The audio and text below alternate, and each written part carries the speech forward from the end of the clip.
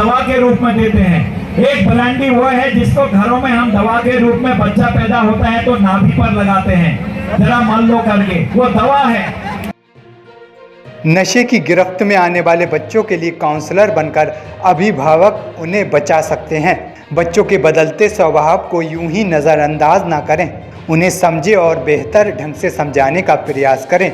यह बात केंद्रीय रक्षा राज्य मंत्री अजय भट्ट ने नशे के खिलाफ आयोजित कार्यक्रम युवा जोश युवा सोच में मौजूद अभिभावकों से कही।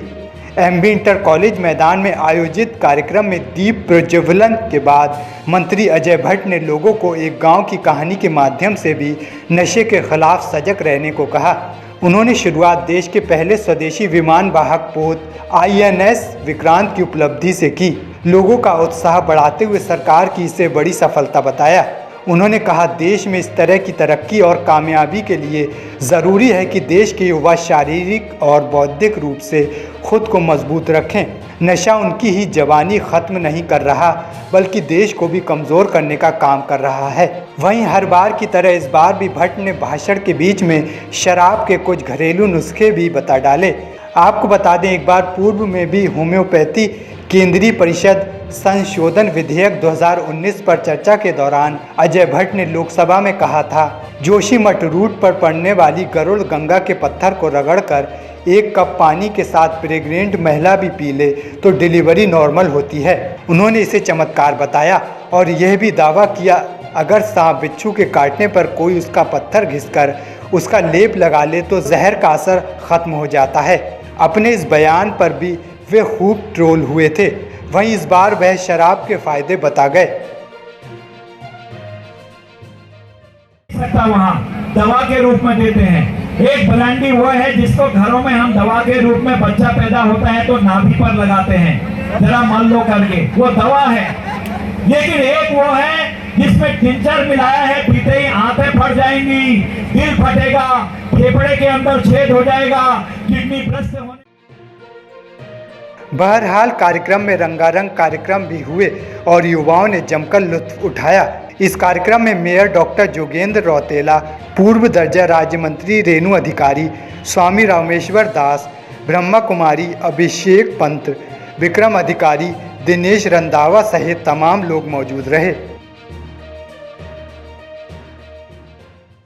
देखिए, जैसे नशा का तो हमारे उत्तराखंड में पूरा मकर जाल फैला हुआ है और शहर से लेके गांव में स्थिति और खराब है। गांव की स्थिति ये है कि नशे से हर दूसरा तीसरा गांव मतलब मकान जो है प्रभावित है और हर घर से एक बच्चा निकलता है। तो ये बहुत ही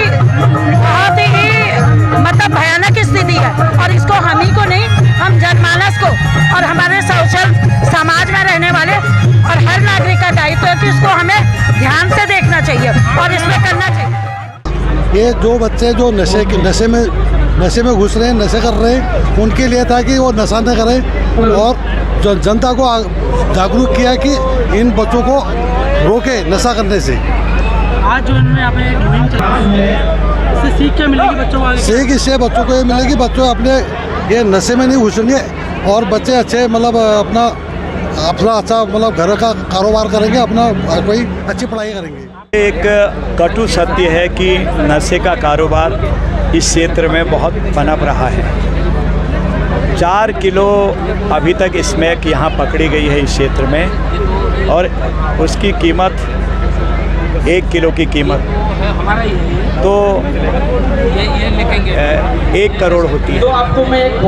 तो इस तरह से स्मैक है, हशीश है और भी कई चीज़ें हैं, भांग है, गांजा है, ये चीज़ों ने हमारे युवकों को खोखला कर दिया है। इसलिए आज जो ये कार्यक्रम लिया गया है ये बहुत ही अद्भुत है, शंकर कोरंगा जी द्वारा, अराजनैतिक है, इसमें राजनीति का सवाल नहीं। हर दलों के लोगों का ये कर्तव्य है कि समाज की बुराई को उखाड़ने के लिए एक होकर आगे आएँ। बिल्कुल, उसके लिए अभी तक